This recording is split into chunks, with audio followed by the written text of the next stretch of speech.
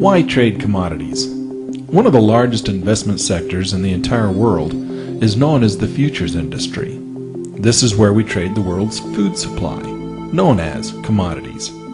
This market is primarily designed around the use of leveraged accounts and can be used for aggressive growth investments. Unlike mutual funds or bank CDs, leveraged accounts come with added risk. But where there is little risk, there is also little reward. One such method of leverage can be found in the commodity or futures markets. Such instruments are used to trade common everyday items such as orange juice, coffee, unleaded gasoline, natural gas, or other such commodities. In the futures markets, we can even trade such things as the Dow Index or the S&P 500 Index. You can trade these indexes through the futures market just like you would trade companies such as IBM or Microsoft over at the stock exchange. Commodities, just like stocks, are traded on exchanges, but with a greater degree of leverage, which reduces the amount of time you must wait for assets to compound. Take a look at the following two charts. At first glance, they look somewhat similar, but after taking a closer look, we realize that these are actually two very different markets, yet they are almost exactly the same. What's going on here? Is this a trick? Not exactly, but there are some very tricky moves being played out here. Let's first take a close look at and analyze chart number 1 in a little more detail.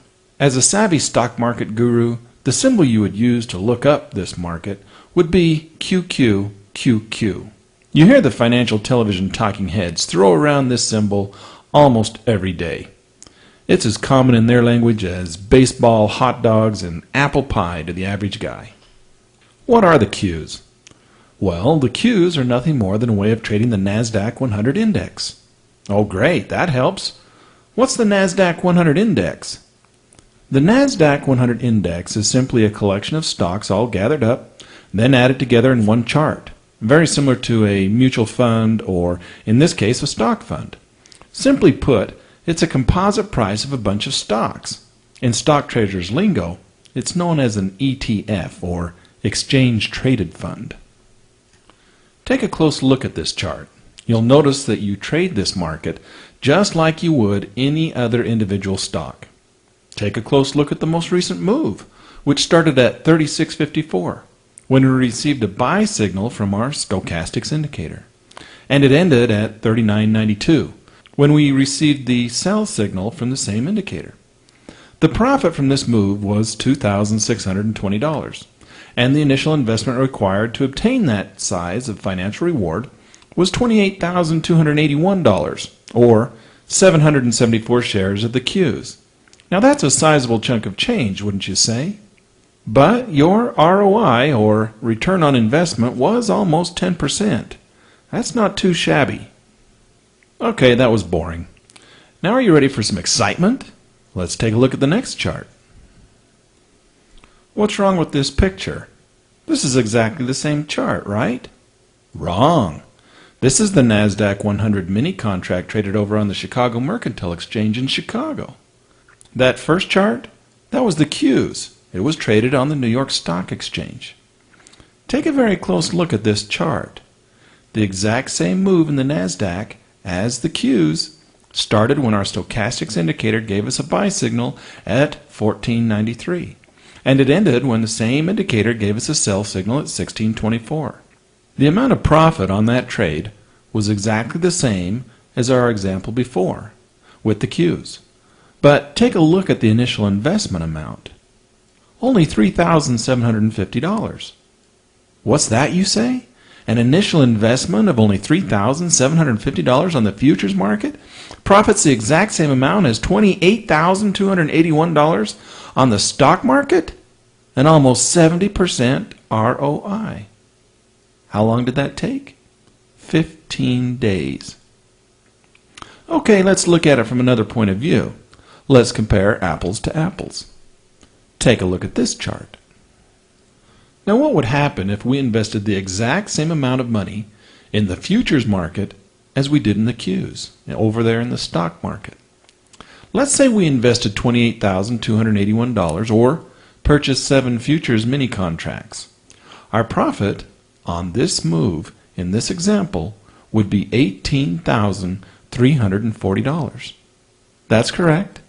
$18,340 compared to $2,620 in the stock market.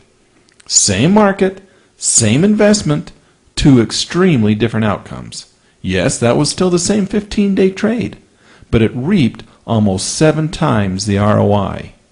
All right, there's got to be a downside to all this, right? It can't be that simple. There's got to be a catch. What's the catch? Okay, you're right. There is a catch to trading futures.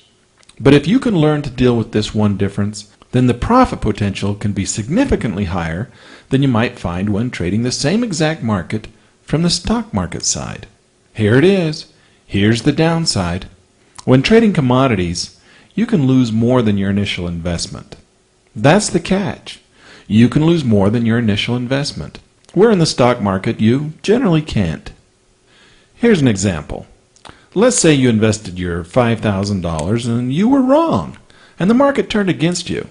In the stock market, or in the Qs in this example, the maximum amount of money you could lose would be your initial investment of $5,000. Once the market moved against you that much, you'd be done. You'd be out. You'd have lost your total investment, and, well, too bad for you. Well, in the futures market, you're accountable for all your losses, not just your initial investment.